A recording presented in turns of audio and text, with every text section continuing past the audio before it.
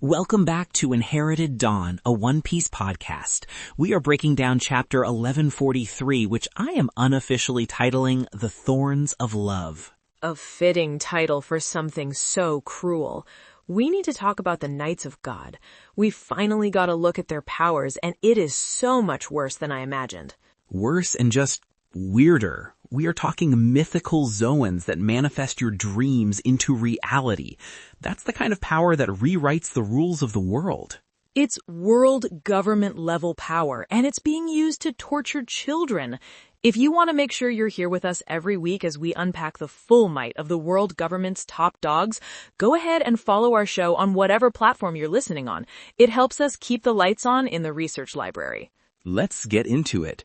The chapter kicks off right where we left off. The kids are sleepwalking and Saul, bless his giant heart, runs right over to help. And I immediately had a bad feeling. Wolf had just warned him not to touch them. I was holding my breath, and you see him reach for Ylva, and there's this beautiful, gentle panel of his massive hand reaching for this tiny child. It's all about protection. It's what he does. He's a protector. He protected you and O'Hara, he's been protecting the books, and now he sees kids in trouble and his first, last, and only instinct is to help. He can't not do it. And that instinct is immediately punished. His love for these children, his desire to help, becomes the very weapon used against him. And bam, he gets stabbed. By nothing, just invisible thorns erupting from the air around her. It's such a helpless feeling. He's one of the strongest giants we know, and he can't even get close to a child to help her. It's not a test of strength, it's a test of will, and his will is to save them, so he just keeps getting hurt.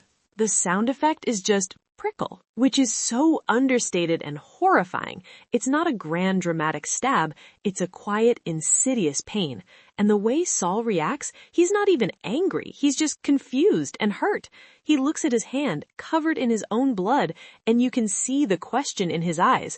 Why is helping so painful? It's the ultimate defense, an offensive defense. It makes you not want to get close. How are you supposed to fight something you can't even touch? It's not just around Ylva, it's around all the kids, a perimeter of pain. Ange gets on the horn to the other giants, letting them know the kids are on Branch Route 8, and that's exactly where Loki's fire is raging. Of course it is. This is a guided disaster. This isn't random chaos. It's a choreographed tragedy. They put the kids on a collision course with the deadliest part of the island, and the giants react exactly how you'd expect. The Svar, their firefighting unit, immediately mobilizes. You see them leaping into the sky, ready to save the day, and this panel is magnificent. It's a moment of pure hope. These giants, the Svar, are framed like heroes. They're Elbaph's best, a specialized unit designed for exactly this kind of crisis. They leap over the burning trees, axes ready, determination on their faces. It's the cavalry arriving. You see that and you think, okay, here we go. The giants are going to show us what they're made of. They're not just strong, they're organized. They have specific roles and units. It's a real warrior culture. I was getting so hyped. And then they're just swatted out of the air. One of those nightmare creatures we saw last chapter just appears and takes them all down in a single blow. It's so swift, so unclimactic. The hope is extinguished in an instant. It's not even a fight, it's an interception. The monster is just waiting for them. It's like it knew. It knew that the giants' first response would be to send their firefighters, and it just positioned itself perfectly to take them out. These aren't just random monsters. They are tactical. They knew exactly who to target to let the fire spread. The giants are just shocked, completely powerless to stop any part of this. It's a multi-layered attack designed to create maximum despair. Layer 1, put the children in danger. Layer 2, make it impossible to help them directly without getting hurt. Layer 3, guide them towards another larger danger. Layer 4, neutralize the specialists who could have contained that larger danger. Every step is calculated to make the giants feel utterly, completely helpless. And the camera cuts away to the architects of that despair. The Knights of God.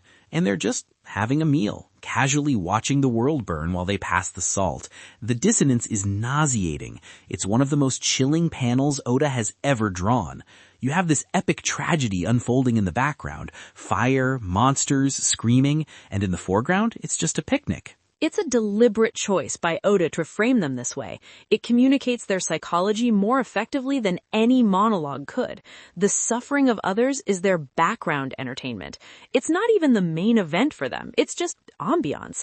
It reminds me of the worst of the celestial dragons we saw at Sabaidi, but they were almost cartoonishly evil. This is a cold, detached, professional evil. Yeah, Charlos was a spoiled brat. These guys, they're the ones who actually run the show. They're the ones who carry out the will of Emu, and they enjoy it so much. It's here we get our first reveal. The one named Sommers is laughing about the giants getting stabbed. He ate the Iba Iba no Mi, the thorn fruit. So he's the one who created the invisible barrier around the kids, and the way he describes it, it's even love has its thorns. He's not just hurting people, he's taking this sick philosophical pleasure in it. He's trying to make it sound profound, like he's teaching some grand lesson about the universe. It's a classic sadist's justification. He's twisting a beautiful concept, love, into a tool for torture. He's not just a warrior, he's a psychological terrorist. This power is perfect for him. It's not a brute force fruit like the magma fruit or the quake fruit. It's insidious. It targets emotion. It reminds me a little of Miss Doublefinger from Baroque Works, but on a whole other level. She could make spikes from her body. He can just make them appear in thin air around other people. That's a crazy upgrade. He goes on to explain his game to Gunko. He loves imagining the parents, driven by love, trying to hug their children, only to be impaled. He's literally describing a scenario of profound, multi-generational trauma as if he's planning a fun party. And Gunko just does not care. She has this total look of indifference on her face. It's almost scarier than Sommers' active cruelty. He's a sadist, but she's just empty. There's nothing there. It's a complete void. He's performing for her, trying to get a reaction, trying to impress her with his clever brand of cruelty, and she gives him nothing. Her coldness is its own kind of terrifying. It implies that what he's describing is so mundane to her that it's not even worth a comment. It's like he's telling her about the weather. It's like he needs to feel something, so he makes others feel pain. She doesn't seem to need to feel anything at all. I don't know which is worse. It's like a psychopath versus a sociopath right there on the page. She's all business. She says she picked the route for the kids that leads straight to the village's sea clouds, just to make sure the giants can see how hopeless it is. It's not enough to destroy Elbaph. They have to watch it happen, unable to do a thing. They're not just trying to win, they're trying to rub it in their faces, to break their spirit completely. That's the real goal, isn't it? Breaking their will. The will of the giants is legendary. If the world government can shatter that, it's a huge victory for them. And this is where it gets really interesting. Killingham asks Sommers for salt, and Sommers just imagines it. He closes his eyes and pictures a salt shaker. I was so confused by this panel. I thought it was just a gag, like he was pretending to have it, but then Killingham then puts him to sleep for a second and literally pulls the salt shaker out of his dream. What? My brain just short-circuited. He has eaten the Ryu no Mi model Kirin, a mythical Zoan. A Kirin.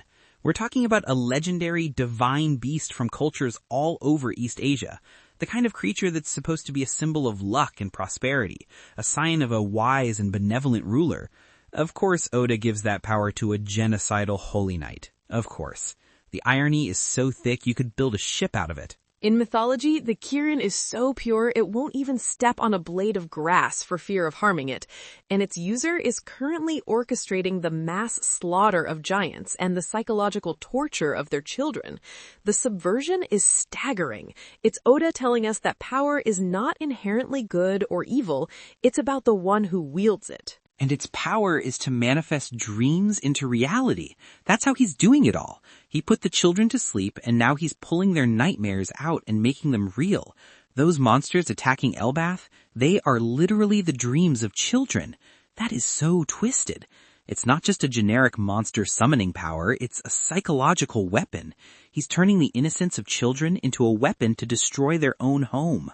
Think about the implications. What do children have nightmares about? Monsters under the bed, scary figures from fairy tales, the dark? He has a limitless arsenal of terror, and it's custom-made by the very victims he's tormenting. It's a self-fueling engine of despair. The more scared the children are, the more terrifying their dreams become, and the more powerful his weapons get. It's a perfect feedback loop of evil, and it explains why the monsters look so weird and mismatched. They're not from a single species, they're cobbled together from the fears of a dozen different kids. That's genius and absolutely horrifying. He can even do it on multiple levels at once. Sommers wakes up and asks about the sleep tides from the kids' minds, and Killingham confirms he can extract those and manifest objects like the salt at the same time. The versatility of this devil fruit is astounding.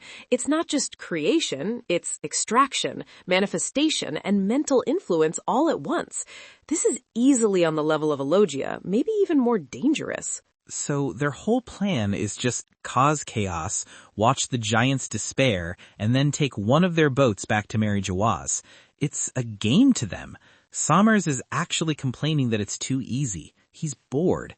They're committing an atrocity, and he's worried about being understimulated. I want to punch him so bad. It's the arrogance of the truly powerful who have never been challenged. They see this entire ordeal, the destruction of a legendary nation, as a casual afternoon's entertainment. Gunko is the only one who seems to take it seriously. She reminds him that the Straw Hats are here and that things could get complicated. But then they all look over and see the kids walking toward the fire. And they just decide, if they burn to death, we'll find more. The complete and utter disregard for life It's the purest celestial dragon mindset we've ever seen. These aren't just pawns to them. Pawns have value in a game. These kids are disposable ammunition. It's the logical endpoint of their ideology. People aren't people. They're tools or toys or obstacles. Nothing more. This scene crystallizes everything we've been told about the world nobles for 1,000 chapters. They are not like us. Okay, let's switch scenes. We go from the cold, calculated evil on the surface to the hot-blooded drama down in the underworld with Loki. Thank goodness for a change of pace. Loki is still trying to posture. He's wounded, leaning against the wall, telling Hajrudin he can't be stopped and to undo his last cuff. He's running on fumes, but his pride won't let him fall. The big bluff. He's trying to project this image of immense power, threatening to kill everyone in the sun world, but you can tell he's on his last legs. The paneling is great here. He's all shadows and imposing angles, but he's sweating, he's trembling. It's a facade, and it's cracking. Hajrudin is about to give in, but Zoro tells him not to. And then Luffy just walks up and hits him. It's almost a casual punch, described as weak because Luffy is so injured himself. It's not a Gomu Gomu no Gatling or a Red Rock. It's just a simple, straightforward punch with what little energy he has left. And Loki just topples over. The mighty Prince of Elbaph brought down by a half-strength punch from a beat-up Luffy. It's such a perfect Oda moment. It's not about the power of the punch, it's about the state of the man he's punching. Loki was already defeated. He'd lost his fight against himself. Luffy just gave him the excuse he needed to finally collapse. It's a beautiful piece of storytelling. A lesser series would have a massive, explosive final blow. Instead, Oda gives us a quiet, anticlimactic end that says so much more about the characters. Loki's strength was a hollow shell, and Luffy, even at his weakest, still had enough true will to shatter it. Zoro and Luffy immediately start climbing his body like a mountain, which is hilarious and also kind of practical.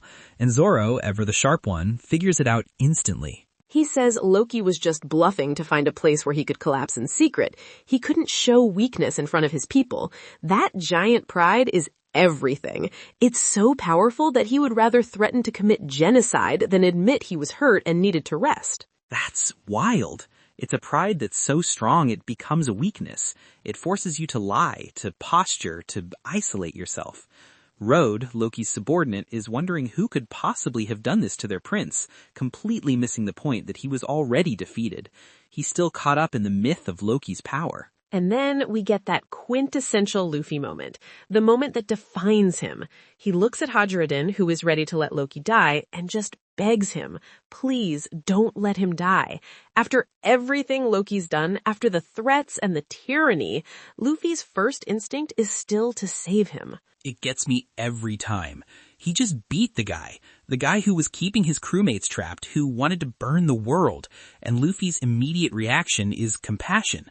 Not pity, not forgiveness, just a fundamental desire to preserve life. It's so pure. It's who he is. He doesn't see a tyrant, he sees someone who needs help. It's the same instinct he had with Hachan, with Bellamy, even with Crocodile and Impel Down. He fights to break their ambitions, not to end their lives. And it works. Gerd, the doctor from the new giant warrior pirates, immediately starts treating Loki's wounds. She says he'll be out for months. But this raises a huge problem. He's too injured to stay in the underworld, but if they take him up to the sun world, the other giants will kill him on sight. He's trapped between his own failure and his people's wrath. And as they're looking at him, Luffy points something out. The horns on Loki's head aren't part of his helmet. They're real. That panel was a real record scratch moment for me. I just assumed it was a cool helmet design this whole time. But no, they're growing right out of his skull. They're a remnant of his ancient giant blood, inherited from an ancestor named Harold. That single detail changes so much. He's not just a standard Elbaph giant. It connects him to a deeper history, perhaps to the same lineage as Oars and Oars Jr., and even the numbers that Kaido had in his crew. The term ancient giant is very specific in this world. They are larger, more primal, often with horns or other bestial features. We've always seen them as mindless berserkers, but here we have a prince of Elbaph who shares that blood. It makes his obsession with pure-blooded giants so much more complicated. Is he a hypocrite, or does he consider his own ancient bloodline to be the only pure one, and he looks down on everyone else? It adds so many layers to his character. Hearing the name Harold triggers a memory for Hajrudin. We see a flashback of him and Loki as kids, and Harold, their father, is telling them he considers both of them his sons and wants them to work together. What a great dad. You can see he genuinely loved both of them.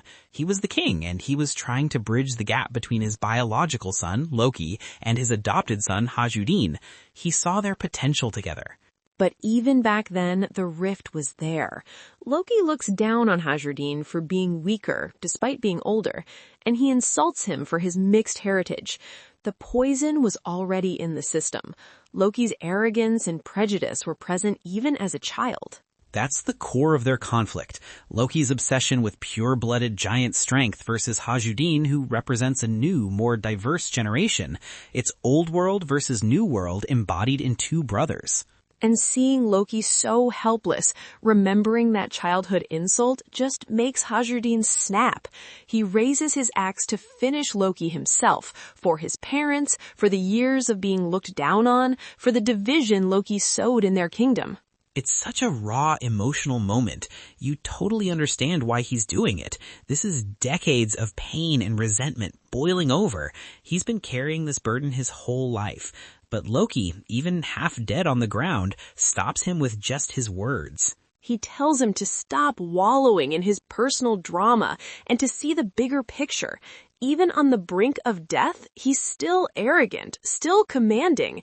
But there's something else in his voice, a kind of desperation. And then he drops the bombshell, the cliffhanger for the whole chapter. He just asks him, point blank, do you truly believe I killed our father purposefully, like everyone says I did?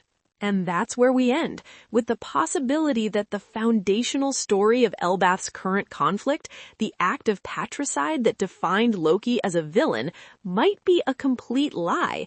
The entire political structure, Hajrudin's rebellion, Loki's tyranny, it could all be built on a misunderstanding or a deliberate deception. Oda, you magnificent storyteller. He just reframed this entire arc in a single sentence. The political is personal, and the personal is built on a potential lie. Incredible. I got goosebumps. Everything we thought we knew about this conflict just got turned on its head. It suggests a hidden history, a secret that has festered at the heart of Elbaph for years. Whatever really happened to Harold is the key to everything. It's not just a family drama, it's the secret that could either save or permanently destroy the giant race. Absolutely. Before we get to predictions, I want to mention Oda's author comment. He said he met someone named Mirachamu and that she does disrupt business, but she was a really good person. Just a classic, random, wholesome Oda check-in with the real world. He has a way of staying grounded, doesn't he? Now, about that cliffhanger.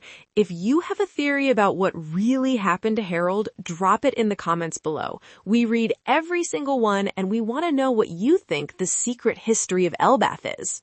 All right, my turn for predictions. First, I think next chapter opens with the full flashback of Harold's death. My money is on Loki not being the killer, but his pride or a reckless action he took inadvertently caused his father's death.